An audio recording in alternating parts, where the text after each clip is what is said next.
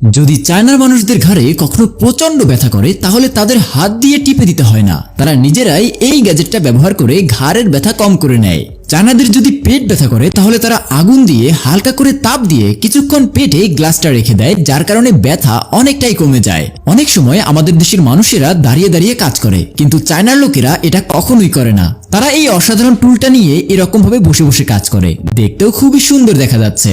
আবার যদি তোমার মনে হয় ডিমের কুসুমগুলো কখনোই হাত দিয়ে স্পর্শ করবে না, তাহলে তুমি এই পদ্ধতিটা ব্যবহার করতে পারো।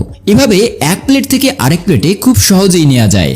দেখুন, এটা হলো একটা ওয়াটারপ্রুফ কেক যার উপর হাইড্রোফোবিক পাউডারকে ঢেলে দেওয়া হয়েছে। এজন্য যখনই এটার উপর চকলেট ঢেলে দেওয়া হয় তখন এটা এইভাবে পিছলে নিচে পড়ে যায়।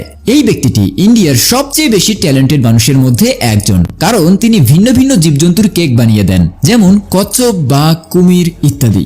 অনেক জায়গায় এরকম ম্যাঙ্গো শেকের সাথে এই ধরনের ইনজেকশন দেওয়া হয়, যার ভেতরে ম্যাঙ্গো জুস ভরা থাকে, যার মাধ্যমে মানুষ নিজের হিসেব মতো ম্যাঙ্গো শেকের উপর ম্যাঙ্গো জুস ঢেলে নিতে পারে।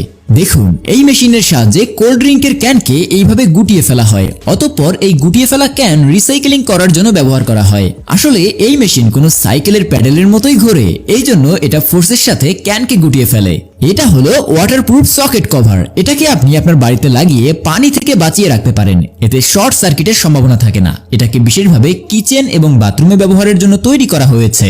এটা হলো দুনিয়ার সবচেয়ে দামি খেলনা, যার দাম শুনে আপনার হুশ উড়ে যাবে। আসলে এটা একটা রোলস রয়েস টয় কার, যা শুধুমাত্র অর্ডার করার পরই বানানো হয়, কারণ এই খেলনা একেবারে অরিজিনাল গাড়ির মতো, অর্থাৎ এটাতে সব রকম ফিচার হয় যা একটি অরিজিনাল রোলস রয়েস করে থাকে। এজন্য এটার দাম 20 লাখ টাকা। এবার আপনি এর আগে হয়তো কাউকে এভাবে গল্ফ খেলতে দেখেননি। এটাকে মিনিয়েচার গল্ফ বলে। আপনি কি এটা খেলতে চান? এটি হলো মাল্টিপারপাস লিকুইড পালিশ, যার মাধ্যমে আপনি কার, বাইক অথবা বাড়ির যে কোনো ফার্নিচারে পালিশ করতে পারবেন। এটা ফিকে হয়ে যাওয়া রঙে জীবন ঢেলে দেয় আর আপনার পুরনো কোনো জিনিসকে একদম নতুনের মতো করে দেয়।